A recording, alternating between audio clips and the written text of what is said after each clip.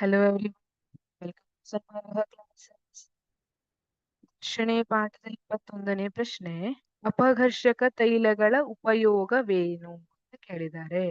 ಅಪಘರ್ಷಕ ತೈಲಗಳನ್ನ ಎಲ್ಲಿ ಉಪಯೋಗಿಸ್ತಾರೆ? ಕೇಳಿರ್ಬಹುದು ನೀವು ಅಲ್ವಾ? ಬಾಗಿಲು ಸದ್ದು ಮಾಡ್ತಾ ಇರ್ತದೆ ಕೆಲವೊಮ್ಮೆ. ಆ ಸಮಯದಲ್ಲಿ ಬಾಗಿಲಿಗೆ ಒಂದ್ ಸ್ವಲ್ಪ ಎಣ್ಣೆ ಬಿಡ್ಬೇಕು ಅಂತ ಹೇಳ್ತಿರೋದನ್ನ ಕೇಳ್ಬೋದು, ಅಥವಾ ಲ್ಯೂಬ್ರಿಕಂಟ್ ಆಯಿಲ್ ಬಿಡ್ಬೇಕು ಅನ್ನೋದನ್ನ ಕೇಳಿರ್ಬಹುದು.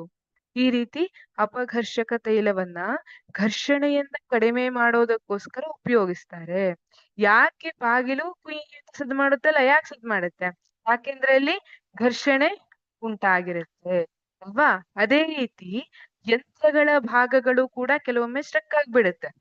ಆ ಸಂದರ್ಭದಲ್ಲಿ ಕೂಡ ಇಲ್ಲಿ ನೋಡಿ, ಈ ಹೊಲಿಗೆ ಮಷೀನ್ಗೆ ಅಪಘರ್ಷಕ ತೈಲವನ್ನ ಹಾಕ್ತಾ ಇದ್ದಾರೆ. ಇವು ಘರ್ಷಣೆಯನ್ನ ಕಡಿಮೆ ಮಾಡುತ್ತೆ. ಘರ್ಷಣೆ ಕಡಿಮೆಯಾಗಿ ಸಾಮರ್ಥ್ಯ ಹೆಚ್ಚುತ್ತದೆ. ಈಗ ಇಲ್ಲೇ ಘರ್ಷಣೆ ಇತ್ತು ಅಂತ ಇಟ್ಕೊಳ್ಳಿ, ಅವಾಗ ಏನಾಗುತ್ತೆ? ಘರ್ಷಣೆಯಿಂದ ಉಷ್ಣ ಉತ್ಪಾದನೆ ಆಗುತ್ತೆ ಅನ್ನೋದು ನಿಮಗ್ ಗೊತ್ತು. ಅಲ್ಲಿ ಎನರ್ಜಿ, ಹೆಚ್ಚಿನ ಶಕ್ತಿ ಉಷ್ಣವಾಗಿ ಬಿಡುಗಡೆ ಆಗ್ಬಿಡುತ್ತೆ. ನಾವೇನ್ ಮಾಡ್ಬೇಕು? ಹೆಚ್ಚಿನ ಶಕ್ತಿ ಹಾಕಿ ಹೊಲಿಗೆಯನ್ನ ಹೊಲಿಬೇಕು. ಅದರಲ್ಲಿ ಅರ್ಧಕ್ಕರ್ಧ ಶಕ್ತಿ ಆ ಉಷ್ಣದಲ್ಲಿ, ಆ ಘರ್ಷಣೆಯನ್ನ ಮೀರಿ ಬರೋದ್ರಲ್ಲೇ ಖರ್ಚಾಗ್ಬಿಡುತ್ತೆ. ಹಾಗಾಗಿ ನಾವು ಅಪಘರ್ಷಕ ತೈಲವನ್ನ ಉಪಯೋಗಿಸುವುದರಿಂದ ಘರ್ಷಣೆ ಕಡಿಮೆಯಾಗಿ ಸಾಮರ್ಥ್ಯ ಹೆಚ್ಚುತ್ತದೆ. ಅನಿಯಂತ್ರತೆಗಳ ಪರಸ್ಪರ ಬಿಗಿತದ ನಿವಾರಣೆಯಾಗಿ ಚಲನೆ ಸುಗಮವಾಗುತ್ತದೆ. ಈಗ ನೋಡಿ, ಇಲ್ಲೊಂದ್ ಮೇಲ್ಮೈ ಇದೆ. ಈ ಮೇಲ್ಮೈ ಅನಿಯತತೆಗಳಿರುತ್ತೆ. ನಮ್ಗೆ ನೋಡ್ಲಿಕ್ಕೆ ನುಣುಪಾಗಿರುವಂತೆ ಕಂಟ್ರೋಲ್ಲಿ ಅನಿಯತತೆಗಳಿರುತ್ತೆ. ಅದೇ ತರ ಇಲ್ಲಿ ಇನ್ನೊಂದು ಮೇಲ್ಮೈ ಇದೆ ಅಂತ ಇಟ್ಕೊಳ್ಳೋಣ. ಇನ್ನೊಂದು ಮೇಲ್ಮೈ ಇದೆ, ಇಲ್ಲಿ ಕೂಡ ಅನಿಯತತೆಗಳಿವೆ. ಈಗ ಇವೆರಡು ಒಂದಕ್ಕೊಂದು ಸಂಪರ್ಕಕ್ಕೆ ಬಂದಾಗ ಏನಾಗುತ್ತೆ? ಘರ್ಷಣೆ ಉಂಟಾಗುತ್ತೆ.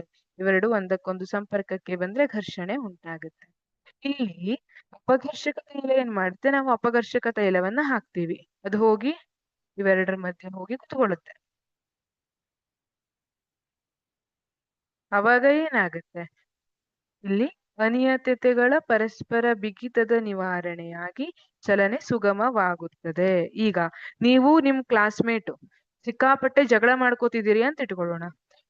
ನೀವು ಈ ಕಡೆ ಕುರ್ಚಿಯಲ್ಲಿ ಕುತ್ಕೊಂಡಿದ್ದೀರಿ, ನಿಮ್ಮ ಫ್ರೆಂಡ್ ಈ ಕಡೆ ಕುರ್ಚಿಯಲ್ಲಿ ಅಥವಾ ಬೆಂಚಲ್ಲಿ ಕುತ್ಕೊಂಡಿದ್ದಾರೆ, ಜಗಳ ಮಾಡ್ತಿದ್ದೀರಿ.